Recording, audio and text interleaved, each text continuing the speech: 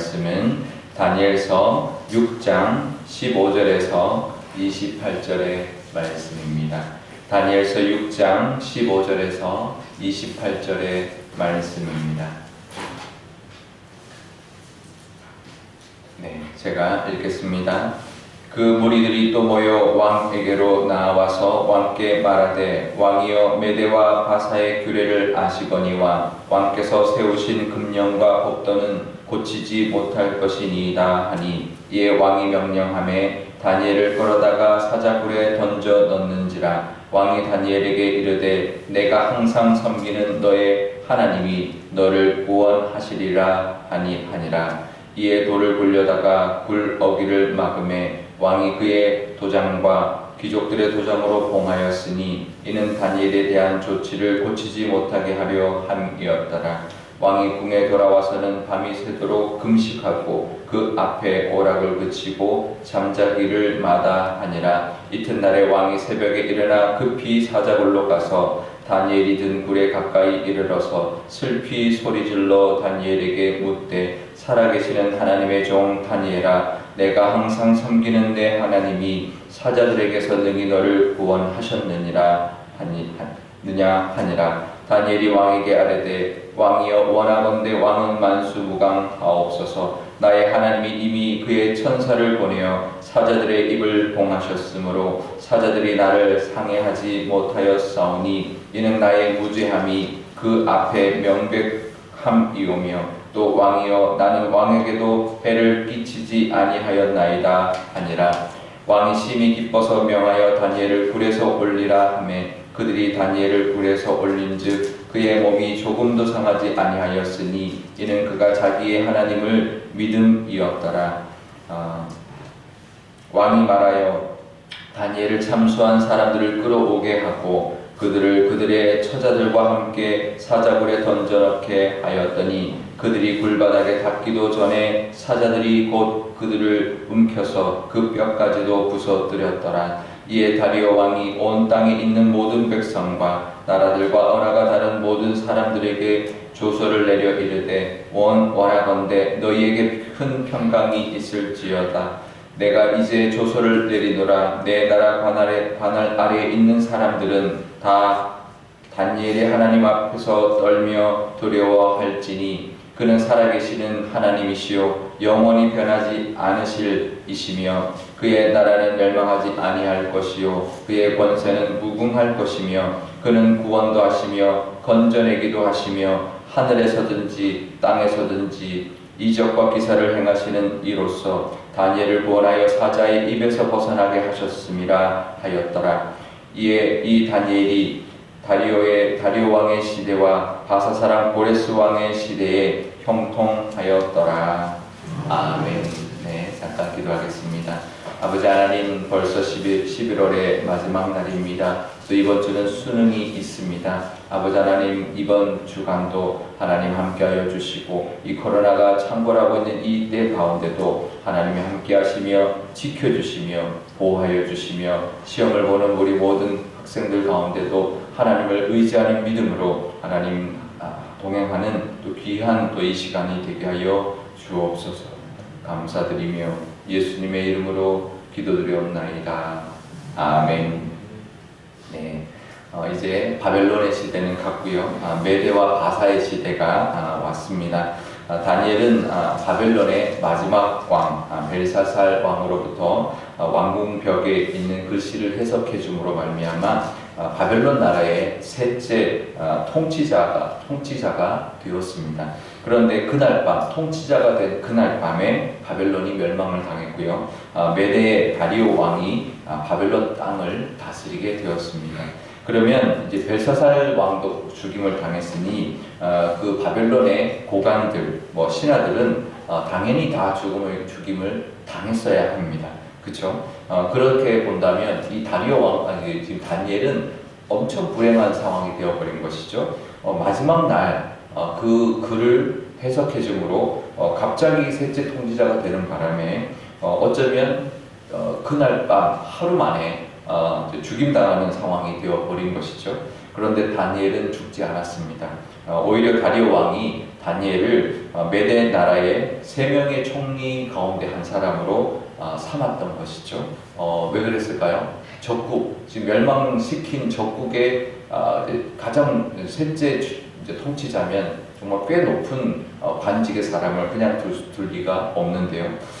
이미 다니엘이 누군지 알았던 것이죠. 다니엘의 능력과 또 성품과 또 그의 배경과 그가 했던 모든 일들을 그의 지혜들이 다 이제 소문이 나서 알았던 것이죠. 그러니 이 다리오 왕도 총리로 삼았는데 이 다리오 왕이 이제 그 나라를 메대 나라를 아주 지혜롭게 체계적으로 잘 다스렸는데요. 고관을 120명을 세웠습니다. 그래서 전국을 그 120명이 다스렸는데 그 전국에 다스린 120명이 총리 셋에게 보고를 하면 이 총리 3명이 그것을 종합해서 왕에게 보고하게 하는, 그래서 아주 체계적으로 다스렸는데 그런데 이 3명의 총리 중에서 당연히 이 다니엘이 으뜸이었습니다. 그래서 이 다리오 왕은 이제 이 3명의 총리가 똑같은 위치가 아니라 다니엘을 그 중에서 높여서 우리나라 옛날에 보면 영의정처럼 좌의정, 우의정 이렇게 영의정이 있는데 3명의 총리가 그 중에서 더 높은 총리로 삼으려고 했던 것이죠. 그런데 그것을 이제 알게 된 그 2명의 총리와 다른 고관들이 이 다니엘을 시기하고 어떻게 하면 고발해서 이제 끌어내릴까 이제 허물을 찾고 궁리를 하고 있었는데요. 아무리 찾아도 끌어내릴 아무런 근거나 허물이 전혀 없었습니다. 참 이게 참 중요합니다. 우리 믿음의 사람이 이 땅을 살아갈 때 허물 없이 정말 정직하게 당당하게 정말 하나님 믿고 정말 정직하게 살아가고 어떤 허물 없이 정말 어떤 그 잘못 없이 살아가야 되는 것이 되게 중요합니다. 그럴 때 우리 믿음의 모습을 또 보여주고 믿는 사람이 다르구나. 왜냐하면 이 땅을 살아갈 때 편법 없이 그렇게 살아서는 안 된다라고 생각하거든요. 세상 사람들은 다 이제 뒤에서 뭐도 하고 어떻게 하든 좀 하고 이제 법도 살짝 피해가고 그런 모습들이 있어야 좀 돈도 벌고 좀 어느 정도 올라가기도 하고 그렇게 생각하거든요. 근데 믿는 사람은 그러면 안 되는 거죠. 그러면 그건 세상의 원리, 세상의 어떤 방법을 따라가는 것이고요. 우리는 하나님을 보고 꿋꿋이 그냥 이제 원칙대로 어떻게 보면 좀 고집을 부리듯이 살아갈 때, 그럴 때 하나님이 세워주시고 채워주시고 또 해결해 주시는 은혜가 분명히 있습니다. 그것을 안 믿는 사람들이 그걸 오히려 무서워하는 거죠. 그래서 아무리 허물을 찾아도 찾을 수 없는 이 다니엘의 모습이었던 거죠. 결국은 다니엘의 신앙 외에는 고발할 것이 없겠다. 이제 왜냐하면 그래도 다른 나라에 있으니 이제 다른 나라 그 나라의 신이 있으니 신앙 말고는 이 다니엘을 잡을 그게 없겠다라고 해서 이제 결국은 머리를 맞대고 작전을 짭니다. 궁리를 합니다. 이제 그런 결국 그 다니엘을 다리오 왕을 부추겨서 30일 동안 다리오 왕 외에 그 어떤 신에게나 사람에게 절하고 구하지 않도록, 그러면 사자굴에 던져넣게 하는 금령을 세우게 만듭니다. 그러니까 다리오 왕을 부추겨 세운 거죠. 그러니까 왕이시여, 이제 왕이 이 나라, 이 넓은 나라를 이제 다스리게 되었으니 왕 외에 30일 동안 그 누구에게도 절하거나 구하지 못하게 하소서. 이러니까 이제 왕도 우쭐해가지고 그러자라고 하면서 이제 했는데요. 다리오 왕도 거기에 속은 거죠. 그 사람들 결국 그 다니엘을 잡기 위한 술수였는데 그것을 이제 알아차리지 못한 다리오 왕은 그 내용, 그 금령의 내용을 조서에 담아서 왕이 도장을 찍어버린 것이죠. 결국은 다리오 왕이 이제 그 다니엘을 죽이려고 했던 계략인지도 모르고 이제 속아서 금령을 내리게 되었는데요. 근데 다니엘의 행동은 우리가 잘 아는 것처럼 금령이 내린 것도 알았고 왕의 그 조서에 왕의 도장이 찍힌 것도 알았음에도 불구하고 늘 하던 대로 예루살렘을 향한 창문을 열고 하나님께 기도하고 절하고 감사했다라고 기록하고 있습니다. 그러면 자기가 사자굴에 던져 넣음을 당할 것도 알았습니다. 그리고 이것이 자기를 잡으려고 하는 것도 알았을 겁니다. 그죠? 분명히 시기하는 것 다 알아요. 누가 알아도 다 알죠. 자기 나를 시기하는구나. 그리고 이거는 분명히 절하면 죽이게 한다라는 다니엘이 그 금령을 만들 때 알았죠. 그 분명히. 그러면 이거 나를 잡으려고 하는 거구나라는 것도 분명히 알았을 겁니다. 그런데 분명히 그 말씀에 보면 이렇게 말을 합니다. 다니엘이 그 우리가 이제 주일 본문이었긴 한데요. 뭐라고 하냐면 그것을 멈추지 않았고 하나님께 감사했다라고 합니다. 그러니까 저 기도하고 가면서 자기가 죽을지라도 하나님께 그게 나는 죽을지라도 해야지 억지로 한 게 아니라 하나님께 감사 기도를 한 거죠. 결국 모함하는 사람들이 그것을 잡아냈고 왕에게 고발을 했습니다. 근데 왕이 한번 도장을 찍은 금령이기 때문에 왕도 바꿀 수가 없는 거예요. 그거를 이용한 거죠. 왕조차도 이거를 번복할 수 없는 도장을 찍어버렸기 때문에 그래서 왕이 고민했지만 이 오늘 본문에 보면 그 무리들이 다시 왕에게 간 거예요. 왕이시여 이 금령을 지키셔야 합니다. 이렇게 이제 재촉하는 거죠. 그래서 다리오 왕이 어쩔 수 없이 사자굴에 던져 넣어라. 어쩔 수 없구나라고 했는데 왕이 정말 그 밤새 먹지도 않고 자지도 않고 있다가 새벽같이 그래 와서 이제 봤는데 다니엘이 죽지 않고 정말 사자굴에서 그 사자들의 입을 하나님 막아주셔서 살아났다라는 거죠. 우리가 잘 아는 대로 하나님이 지켜주신 것이죠. 그랬더니 이 다리오 왕이 그것을 기뻐하면서 자신을 속인 그 사람들, 그래서 다니엘을 모함했던 사람들을 잡아다가 그 사자굴에 던져 넣으라고 명령했고 결국은 그 원수들이 그렇게 사자굴에서 죽게 되었던 것이죠. 그런데요, 우리가 이제 이거 다니엘의 이야기니까 아주 먼 이야기 같지만 사실 우리에게도 임할 수 있는 일들입니다. 그러니까 사자굴에 던져 넣는 건 아니어도 이런 위기의 순간이 오거든요. 그러면 우리들도 이거 믿음으로 가면 이거 안 되는데 이러다가 이게 큰일 나는데 이런 상황이 닥치거든요. 그럴 때 이제 만약에 이 다니엘이 그래 30일만 기도 안 하면 되지, 속으로 하면 되지, 아니면 문 안 열고 몰래 하면 되지, 그럴 수도 있잖아요. 근데 만약에 그랬으면 어땠을까요? 30일 동안만 좀 이제 몰래 했다, 넘겼다. 그러면 어땠을까요? 그 원수들이 그대로 살아 있었겠죠. 그러면 끊임없이 괴롭히고 끊임없이 또 술수를 또 삼고 계속 그랬을 겁니다. 이 다니엘이 그렇게 결단하고 그래 나는 죽더라도 하나님께 기도한다. 이미 다니엘이 벌써 나이가 많았다 그랬죠. 그러니까 나는 살 만큼 살았다. 나 죽어도 여함이 없다. 하나님께 나는 늘 하던 대로 할 것이다 라고 담대하게 나갔던 것이죠. 결국 그걸로 인하여 오히려 원수들이 그냥 순식간에 사라져버리는 그런 상황이 되어버리고 반전이 되어버린 겁니다. 오히려 역전이 되어서 완전히 원수들이 다시는 아마 다니엘을 시기했던 다른 사람들도 있었을 텐데 어땠을까요? 다니엘을 절대로 건드릴 수 없구나. 저거는 건드렸다가는 큰일 나구나 해서 그 다음부터 다니엘을 건드린 사람 아무도 없었을 겁니다. 오히려 그것이 다니엘로 하여금 완전히 그 모든 문제를 이겨버리는 계기가 되었다는 거죠. 우리도 그럴 때가 있습니다. 억울함을 당할 때가 있고요. 어떻게 하면 끌어내리려고, 어떻게 하면 우리에게 해를 가하려고 하는 일들이 이제 있습니다. 우리가 살다 보면 믿는 자들에게는 있습니다. 그럴 때 우리가 어떻게 해야 하냐면 우리가 같이 싸우거나 피해가거나 그럴 수 없습니다. 결국은 우리는 그냥 다니엘처럼 하나님께 모든 걸 맡기고 내가 죽더라도 하나님의 뜻대로 하나님께 모든 것을 맡깁니다라고 할 때 하나님이 그때부터 역사하기 시작하시고 그 모든 것을 다 하나님께 맡겨버릴 때 하나님이 내 삶 속에 역사하시는 은혜를 경험하게 됩니다. 그러니까 우리가 신앙생활을 하면서 체험이 없다, 나는 왜 이렇게 없지, 우리가 이렇게 다니엘처럼 안 살기 때문에 그래요. 그냥 죽으면 죽으리라고 하고 정말 이 다니엘처럼 살면은요 지금도 기적을 만납니다. 우리가 다니엘처럼 지금 이 시대에도 살면요 우리 삶 속에서도 기적이 일어납니다. 이게 하나님이 하셨구나. 정말 사람들도 놀랄만한 정말 기적이 일어납니다. 세상이 아무리 교활하게 우리에게 올무를 씌우려고 해도 다니엘 같은 사람을 이길 수가 없죠. 왜 그럴까요? 다니엘처럼 살면요 그때부터는 하나님이 역사하시거든요.